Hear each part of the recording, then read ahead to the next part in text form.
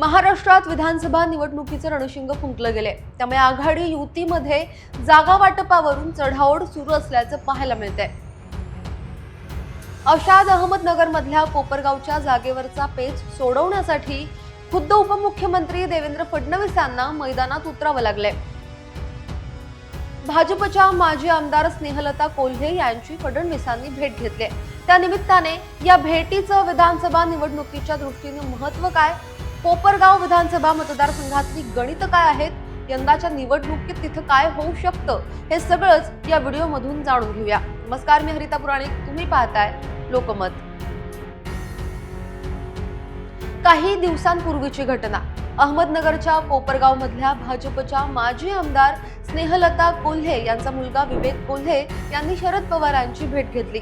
त्या दोघांनी एकाच गाडीतून प्रवास केल्याचंही तेव्हा समोर आलं। विवेक कोल्हे इथून निवडणूक लढण्यासाठी इच्छुक आहेत, पण सद्यस्थितीत कोपरगावमध्ये तिथल्या जागेवरून तिढा निर्माण झालाय।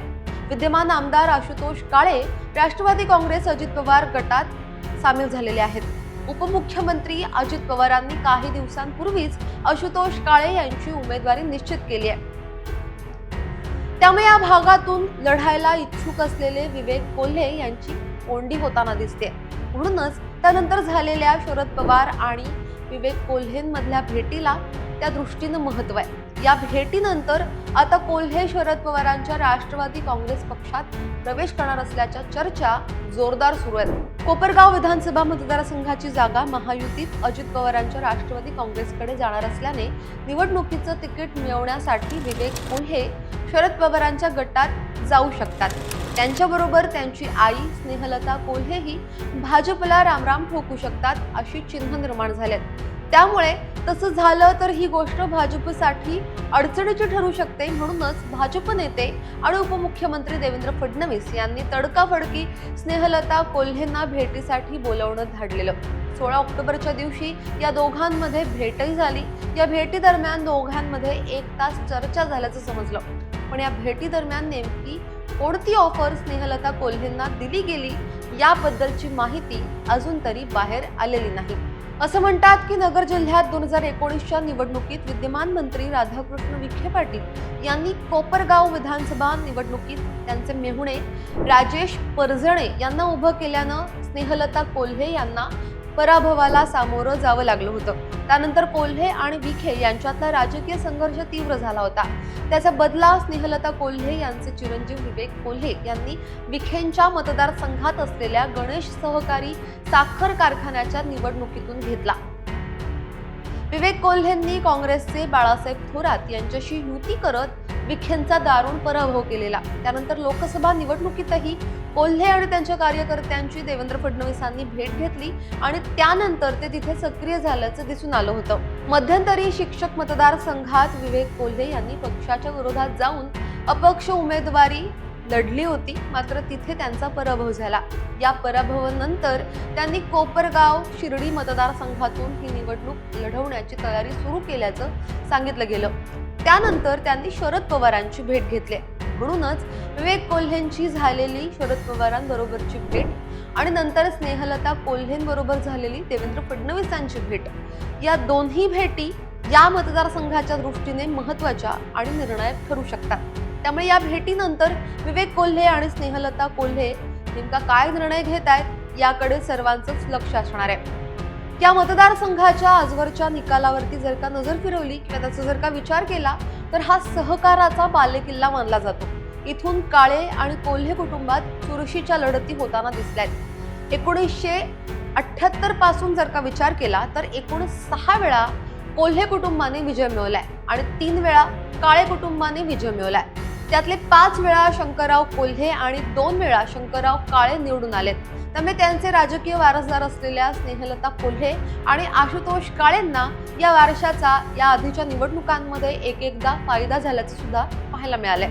या साऱ्यामुळेच या पार्श्वभूमीवर या 2 कुटुंबातली लढत इथे प्रतिष्ठेची आणि परंपरागत मानली जाते। म्हणूनच गेल्या अनेक वर्षांपासून माजी मंत्री शंकरराव कोल्हे आणि माजी खासदार शंकरराव काळे यांच्या भोवती आणि त्यांच्या कुटुंबाभोवतीच इथलं राजकारण फिरत असल्याचं चित्र आहे।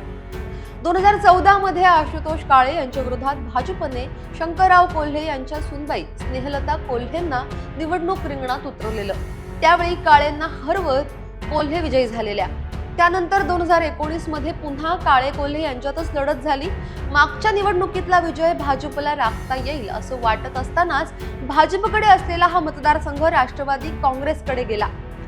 आशुतोष काळे यांनी 87,566 मतांनी विजय मिळवला. आता मागची ही पार्श्वभूमी पाहिली आणि 2019च्या निवडणुकीनंतरची बदललेली राजकीय गणित पाहिली तर महायुतीचा उमेदवार सेफ झोन मध्ये आहे असं सध्या तरी म्हणावं लागेल. कोल्हे आणि काळे दोघंही सध्या तरी महायुतीत असल्याने त्यांच्यातली पारंपरिक लढत सध्या तरी टळलेली दिसते. पण जर स्नेहलता कोल्हे आणि विवेक कोल्हेंनी बंडखोरी करून शरद पवारांच्या राष्ट्रवादी काँग्रेसमध्ये प्रवेश केला आणि राष्ट्रवादी काँग्रेस शरदचंद्र पवार पक्षाने सुद्धा कोल्हेंना तिकीट द्यायचं ठरवलं तर पुन्हा कोल्हे विरुद्ध काळे असा सामना इथे रंगेल आणि राष्ट्रवादी विरुद्ध राष्ट्रवादी असाही सामना इथे रंगण्याची शक्यता वाढेल. कोल्हे काळे पुन्हा आमने सामने आले तर कोण जिंकेल याचा अंदाज लावायचं ठरवलं तर कोल्हे कुटुंबाचं या भागातलं वर्चस्व काळेंपेक्षा अधिक आहे. पण अगदी मागच्याच निवडणुकीत काळेंचं पारडं जड झालेलं दिसलंय. त्यामुळे लढत चुरशीची असेल हे नक्की. पण शरद पवारांच्या महाविकास आघाडीच्या पुढच्या निर्णयांवरही इथली गणितं बऱ्याच अंशी अवलंबून आहेत असं म्हणायला हवं. या संदर्भातल्या अपडेट्स येतील तेव्हा तुमच्यापर्यंत अवश्य पोहोचवू. फडणवीसांबरोबरच्या चर्चेनंतर स्नेहलता कोल्हे आणि विवेक कोल्हे भाजपमध्येच राहणार की शरद पवारांच्या पक्षाची वाट धरणार या संदर्भातली सुद्धा स्पष्टता जेव्हा येईल तेव्हा आम्ही ती तुमच्यापर्यंत अवश्य पोहोचू. पण या साऱ्यावरती तुमचं म्हणणं काय? या मतदारसंघाबद्दल तुमचे अंदाज काय? खाली कमेंट बॉक्समध्ये तुमचे अंदाज नक्की सांगा. तुमच्या प्रतिक्रिया अवश्य येऊ द्या. आणि आतापर्यंत जर का तुम्ही लोकमत सबस्क्राईब केलं नसेल, फॉलो केलं नसेल तर लगेच सबस्क्राईब करा, फॉलो करा. व्हिडिओ कसा वाटला माझ्यापर्यंत अवश्य पोहोचवा आणि पाहत रहा लोकमत. धन्यवाद.